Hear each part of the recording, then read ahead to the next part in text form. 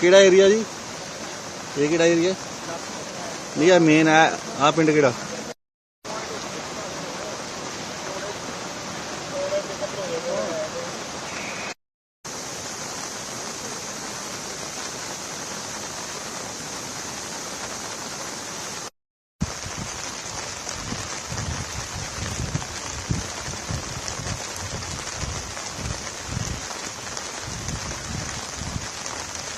किस तरह से देखते हैं पूरी तरह से जो सरकार का जो काम है, और साथ में खासकर आप मंडी जिला देखें, हम तो मंडी और कुल्लू इलाका बहुत अधिक प्रभावित हुआ है, इंक्लूडिंग योर कॉन्स्टिट्यूएंसी।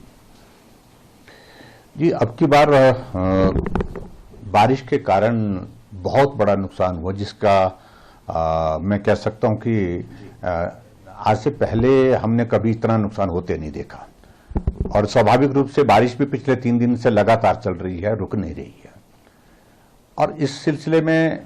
मैं सिर्फ इतना कहना चाहूंगा कि एक तो जो परिवार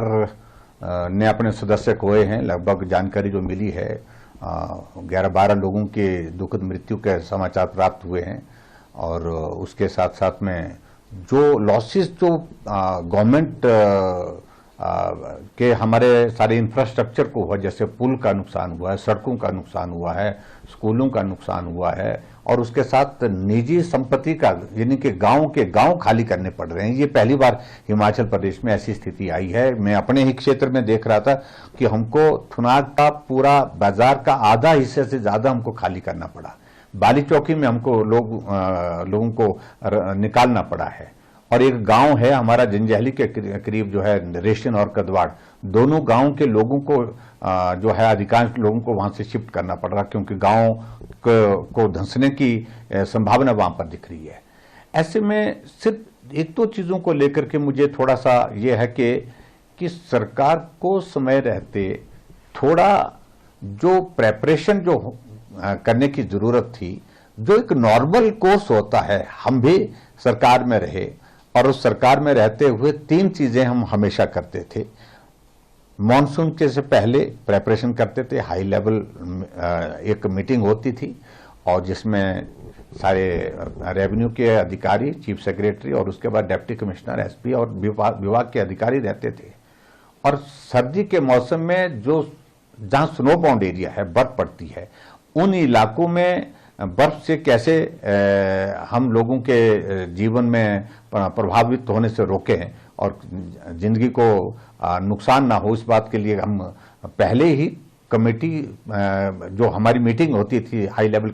जो मीटिंग होती थी, तो उसको बर्फ के मौसम से, यानी कि सर्दी के मौसम में बर्फ पड़ने से पहले उसको करते थे। और इसी तरह से गर्मी के मौसम में पानी का संकट ना हो, उसके लिए करते थे।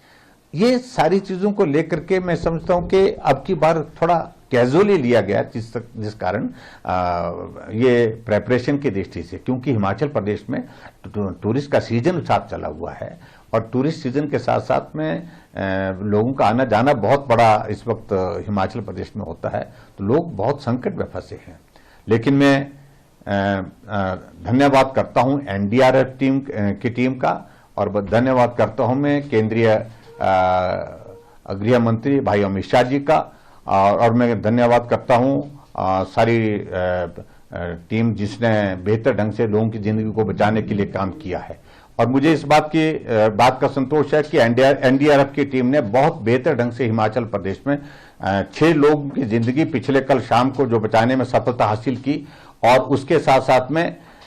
हिमाचल प्रदेश में जो 30 लोग फंसे हुए थे मनाली में, उनका जीवन भी बचाने में उन्होंने सफलता हासिल की, जिसमें होमगार्ड के जवानों ने, पुलिस के जवानों ने भी बहुत बेहतर ढंग से काम किया, और उसके लिए मैं उनका धन्यवाद करता हूं। आज मेरी पार्टी के हमारे राष्ट्रीय अध्यक्ष जगत प्रकाश नड्डा जी से भी विस्तार से बात हुई, उनने भी अपनी संवेदना व्यक्त की है, चिंता व्यक्त की है हिमाचल की परिस्थिति के बारे में, और जो परिवार के सदस्य जिन लोगों ने खोए हैं उनके प्रति अपनी संवेदना व्यक्त की है। हम पार्टी की ओर से हिमाचल प्रदेश में सभी विधानसभा क्षेत्र में जो रेस्क्यू में और ऐसे संकट के क्षण में जो मदद करने की कर सकते हैं, उसके लिए सभी पार्टी के सब साथियों को हमने आदेश दिए हैं। केंद्रीय सरकार में क्या आपकी बातचीत हुई है किसी से, क्योंकि विक्रमादित्य सिंह ने एक अपील की है जो अपोजिशन के लोग हैं वो साथ मिलकर चलें और केंद्रीय नेतृत्व से भी बातचीत करें? मैंने कहा कि मेरी बहुत विस्तार से केंद्रीय गृह मंत्री अमित शाह जी से बात हुई है, और बातचीत के बाद उन्होंने एक बात कही है कि अगर एनडीआरएफ की टीम को और ज्यादा भेजने की आवश्यकता है और टीमों की जरूरत है, वो भी करेंगे। और दूसरी बात उन्होंने कही कि मौसम थोड़ा सहयोग दे, थोड़ी सी अगर हमको विंडो मिल जाए तो रेस्क्यू ऑपरेशन के लिए, क्योंकि पिछले कल मनाली में जो लोग फंसे थे वो बहुत बड़े संकट में थे, तो उनको रेस्क्यू करने के लिए उन्होंने कहा था कि एयरफोर्स के चॉपर हम भेजेंगे, लेकिन अब उसकी जरूरत नहीं है क्योंकि वो सबके सब रेस्क्यू सुबह कर लिए गए हैं, और मौसम भी इस प्रकार से अभी तक चल रहा है जिस कारण से अभी हम देख रहे हैं कि चॉपर का आना संभव नहीं था। लेकिन फिर भी उन्होंने कहा कि केंद्र की ओर से हर संभव सहयोग दिया जाएगा। इसके अतिरिक्त मेरी पीएमओ में भी बातचीत हुई है, और पीएमओ में भी जो सारी जो जानकारी जो हिमाचल से संबंधित इस बारिश के मौसम में, बाढ़ के मौसम में जो स्थिति है उसकी जानकारी दी है। सर, आप भी इफेक्टेड एरिया में जाएंगे, जैसे आपने कहा आपकी कॉन्स्टिट्यूएंसी में भी भारी नुकसान हुआ है। मेरे विधानसभा क्षेत्र के अंतर्गत बहुत बड़ा नुकसान हुआ है थुनाग में। हमको थुनाग के बाजार को उसको खाली करना पड़ा है, घरों को रात को और पिछले कल दिन को भी, और ऐसे में जो नुकसान हुआ उसकी भरपाई के लिए तो बहुत सारा